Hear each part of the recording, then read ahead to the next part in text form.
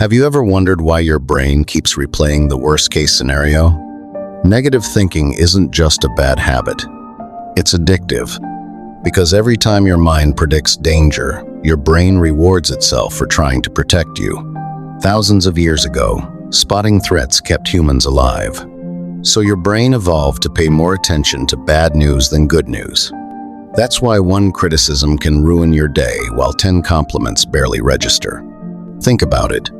You send a message and don't get a reply. Instead of assuming they're busy, your mind creates a whole disaster movie. And strangely, you keep watching. Because uncertainty feels uncomfortable, but negative predictions feel like control. Here's the twist.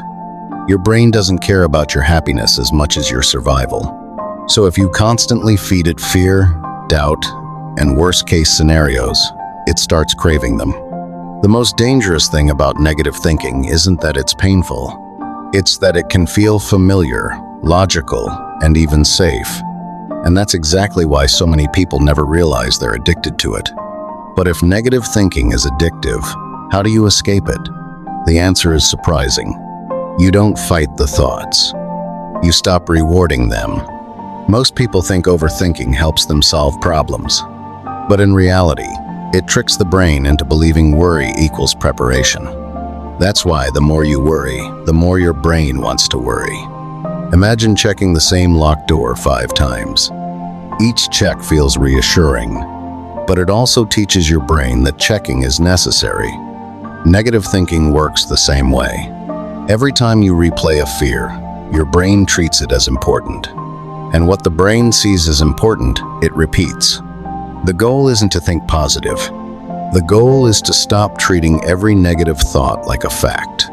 Because thoughts are not predictions. They're possibilities. The moment you stop feeding fearful thoughts with attention, they begin to lose their power. And that's when your mind starts working for you instead of against you. But there's something even stranger about negative thinking. Your brain can start building an identity around it. After a while, negativity stops feeling like something you do. It starts feeling like who you are. That's why some people reject good news, dismiss compliments, or expect disappointment before anything even happens. Not because they're realistic, because their mind has become attached to a familiar story. Think about someone who constantly says, "Nothing ever works out for me." Eventually, the brain begins searching for evidence to prove that story true, and it ignores everything that contradicts it. Your mind becomes a detective looking for proof of what it already believes. The most powerful beliefs are often the ones you never question. So ask yourself, are your negative thoughts describing reality?